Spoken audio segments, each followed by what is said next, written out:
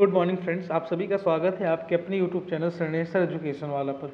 दोस्तों, सिडबी यानी कि small industries development bank of India, इसके तरफ से ग्रेड ए और बी ऑफिसर्स के डिफरेंट पोस्ट आपके जारी किए गए हैं।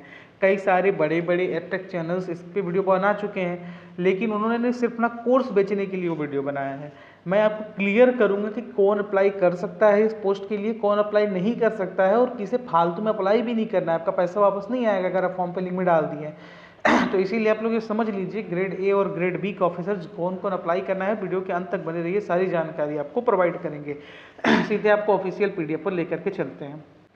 अगेन मैं क्लियर कर दूं कि यह वैकेंसी सारे लोगों के लिए नहीं है। किन किन लोगों के लिए है आपको अभी हम बता देते हैं। तो आपको जैसा कि पता है कि सिडबी का हेड ऑफिस जो है वो लखनऊ अशोक मार्ग में ही है। तो वहीं से यह एडवर्टीजमेंट जारी हुआ है। Officer recruitment of officer grade A and grade B. SIDBI क्या है? ये स्मॉल इंडस्ट्रीज डेवलपमेंट बैंक है। बेसिकली ये भी गवर्नमेंट बॉडी ही है। आप लोगों को अब इसमें डिटेल नहीं बताऊंगा, लेकिन हाँ ये समझ लीजिए कि भी गवर्नमेंट बॉडी है, इतना क्लियर है आपको। अब देखिए, ओपनिंग ऑफ ऑनलाइन रजिस्ट्रेशन आप ये 8 नवंबर से शुरू हो चुका है, 2 दिसंबर तक ये रहेगा। और उसके अलावा आपका जो tentative date of online examination phase 1 का है वो 22 दिसंबर को होगा, और tentative date of online examination phase 2 जनवरी 19 2025 को होगा, और इंटरव्यू आपका फरवरी 2025 में।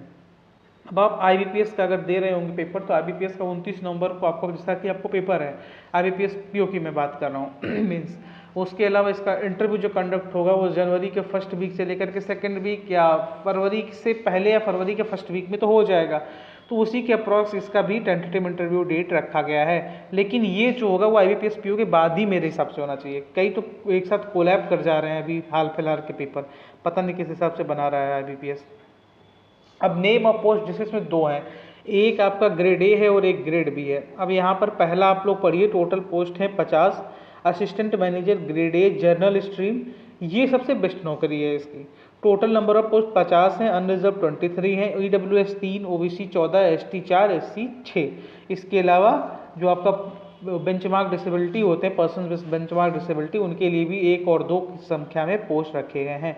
इसके अलावा नंबर ऑफ पोस्ट, पे स्केल, और आपको जो officer general and specialist stream के लिए ग्रेड बी मैनेजर का जो पोस्ट है, इसमें अलग अलग ग्रेड्स की बात किया गया है। जैसे कि आप लोग इसमें क्लियर पढ़ सकते होंगे कि अगर आप जनरल की, इसमें भी वैकेंसी जनरल कोई भी ग्रेड को, मतलब किसी भी तरह से आपने पढ़ा हो, उसका है 10 post. Total number of vacancy 5 unreserved, 1 EWS, 3 OBC और 1 SC। ST की कोई वैकेंसी नहीं है। लीगल की आपकी 6 है, और इंफॉर्मेशन टेक्नोलॉजी IT की आपकी 6 है। टोटल नंबर ऑफ वैकेंसीज 22 हैं। तो टोटल जैसे कि ऊपर 50, यहाँ 22, तो टोटल कितनी हो गई? 72 वैकेंसीज हैं। अब ये समझ लीजिए टोटल 72 वैकेंसीज है। अब हम आपको आगे चलते हैं। बहुत लंबा चौड़ा नोटिफिकेशन, ये PDF हमारे टेलीग्राम चैनल स्नेसर एजुकेशन वाला पर मिल जाएगा। यहाँ पर आप लोगों को एक बात समझ लीजिए कि ये पेपर बहुत अच्छा लेवल का रहता है। फेज़ 1 और फेज़ 2 ठीक ठाक रहेगा, कंपटीशन थोड़ा कम रहेगा। अब वो कंपटीशन कम क्यों रहेगा? क्योंकि फॉर्म बहुत कम लोग फिल करेंगे। फॉर्म क्यों कम फिल करेंगे वो हम आपको बताते हैं। उससे पहले एज लिमिट बता दें। एज लिमिट 30 साल मैक्सिमम, और मिनिमम 21 साल, जैसा कि IBPS के पेपर में रहता है। ऑफिसर ग्रेड बी के लिए नॉट बिलो देन 25 साल। अब देखिए, ऑफिसर स्केल ग्रेड 1 के लिए जो 21 साल मिनिमम एज है और मैक्सिमम 30 साल है, लेकिन ग्रेड बी के लिए स्पेशलिस्ट जो पोस्ट है उसके लिए 25 साल मिनिमम और 33 साल मैक्सिमम। रिलैक्सेशन मिलेगा, 5, 3, 10 का रहता है जो है वही मिलता है। और इसके अलावा assistant manager grade A journal stream की जो बात करें, मैक्सिमम 30 साल जिसकी एज है। मैं क्यों बोल रहा था कि कई सारे एडटेक चैनल्स सिर्फ अपनी कोर्स बेचने के लिए वीडियो बनाए हैं। अब यहाँ पर देख लीजिए, ग्रेड ए जर्नल का पोस्ट है ये, जो 50 पहला number, officer scale grade 1, assistant manager grade 1। Graduation in commerce, economics, mathematics, statics, business administration, engineering with minimum 60% marks. 60% number होना चाहिए, कोई दिक्कत नहीं, हो जाते हैं। 50% SC ST PWBD के लिए एप्लीकेंट्स के लिए, इनके लिए हो गए। इसके अलावा कंपनी सेक्रेटरी का कोर्स किसी ने किया है, सर्टिफाइड मैनेजमेंट का किया है, और सर्टिफाइड मैनेजमेंट अकाउंटेंट और चार्टेड फाइनेंशियल एनालिसिस्ट का जिसने भी किया है, तो ये सब लोग अप्लाई कर सकते हैं। इसके अलावा चार्टर्ड अकाउंटेंट CA का जिसने किया है, क्वालिफिकेशन है वो भी अप्लाई कर सकता है।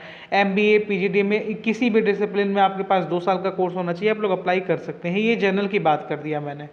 और इसके अलावा इसमें यहाँ पर क्लियरली बोल दिया है minimum post qualification work experience, minimum आपके पास एक्सपीरियंस रहना चाहिए। कितना?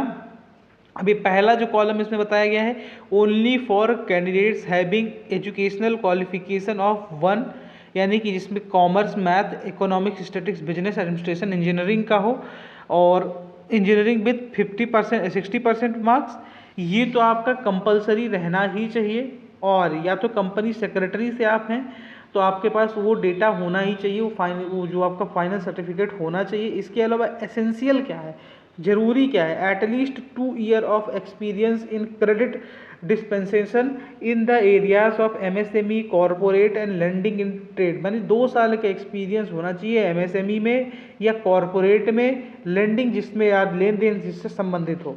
अब इसमें आप लोग समझ लीजिए 2 साल का एक्सपीरियंस है ही है, मांगा ही गया है।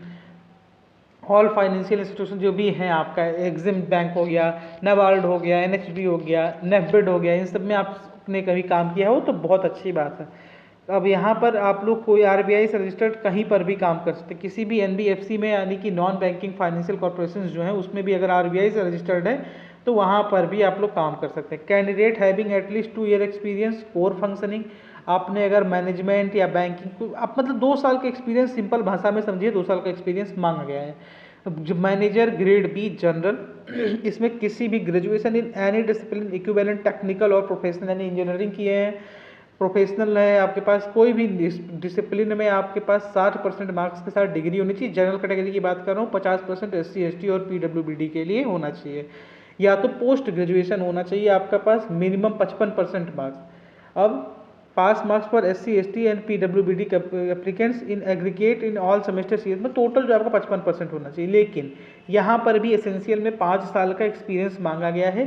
किसी भी RBI रजिस्टर्ड के हैं, RBI रजिस्टर्ड यानी कि SIDBI हो सकता है, नाबार्ड हो सकता है, नेफबिड हो सकता है, NHB हो सकता है, NBFC RBI रजिस्टर्ड हो सकते हैं, सब में कहीं पर भी आपको एक्सपीरियंस चाहिए।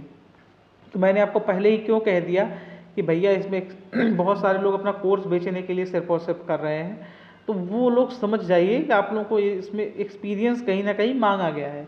एक्सपीरियंस 2 साल और 5 साल का मांगा गया। जिनके पास एक्सपीरियंस है वही लोग फॉर्म फिल करेंगे, इसलिए मैंने स्टार्टिंग में बोला कि इसमें कंपटीशन कम रहता है, कट ऑफ कम जाने की चांसेस रहती हैं, और इसके अलावा इसमें बहुत कम लोग ही फॉर्म भरते हैं, क्योंकि जिनके पास एक्सपीरियंस होगा वो फॉर्म भरेंगे, जिनके पास नहीं होगा वो बैठे रहेंगे।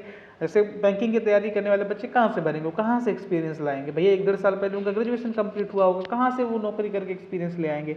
अगर वो लोग उस सेक्टर में कर ही रहे हैं तो ये क्यों आएंगे इसमें, SIDBI में क्यों आएंगे? अगर वो लोग मान लीजिए नाबार्ड में कर रहे हो या नेफबिड में कर रहे हो तो SIDBI में क्यों आना चाहेंगे? सेम सैलरी में क्यों दूसरा शिफ्ट करेगा? तो ये हो सकता है वहाँ पर लो लेवल पर कहीं कर रहे हो, लेकिन तो वही लोग आएंगे। सिंपल सी गणित ये है कि इसीलिए नंबर ऑफ एप्लीकेंट्स इसमें कम रहेंगे, क्योंकि एक्सपीरियंस मांगा गया है। That's why competition level will be lesser than any other banking exam like IBPS RRB SBI and any other exam, any other banking exam. Major 3 exams होते हैं बैंकिंग में, इसके अलावा जितने भी हैं क्लर्क सब कुछ मिला करके, इनसे कंपटीशन कम रहेगा। Paper pattern English language 30 question 30 number, और इसमें कंप्रहेंसिव टाइम आपको 120 मिनट 2 घंटे का मिलेगा। इसके अलावा रीजनिंग एबिलिटी के 25 क्वेश्चन 25 नंबर, क्वांट के 25, कंप्यूटर नॉलेज के 20 question 20 number, general awareness 20 question 20 number, MSME policy, regulatory and legal framework, finance and management ये भी 30 क्वेश्चन 30 नंबर के, स्ट्रीम स्पेसिफिक टेस्ट ये 50 क्वेश्चन 50 नंबर के। इसके अलावा स्ट्रीम जिस भी आपने स्ट्रीम से भरा है वो stream specific test 50 question 50 number का रहेगा। 120 नंबर रहेगा, बायलिंगुअल रहेगा, हिंदी इंग्लिश में रहेगा, except test of English language. आपको उस इंग्लिश लैंग्वेज के टेस्ट के अलावा जितने भी रहेंगे वो बायलिंगुअल रहेंगे, हिंदी एंड इंग्लिश बोथ में। उम्मीद करता हूँ आपको सारी जानकारियाँ पसंद आई होंगी, और अगर आपको PDF चाहिए तो हमारे चैनल टेलीग्राम चैनल श्रेणेश्वर एजुकेशन वाला पर मिल जाएगा, वहाँ पर सारी PDF डाल दी जाती हैं। तब तक के लिए आप लोगों से विनम्र निवेदन है, गवर्नमेंट जॉब और प्राइवेट जॉब अपडेट्स के लिए हमारे चैनल श्रेणेश्वर एजुकेशन वाला को सब्सक्राइब करके अवश्य रखिएगा। जय हिंद, जय भारत, भारत माता की जय।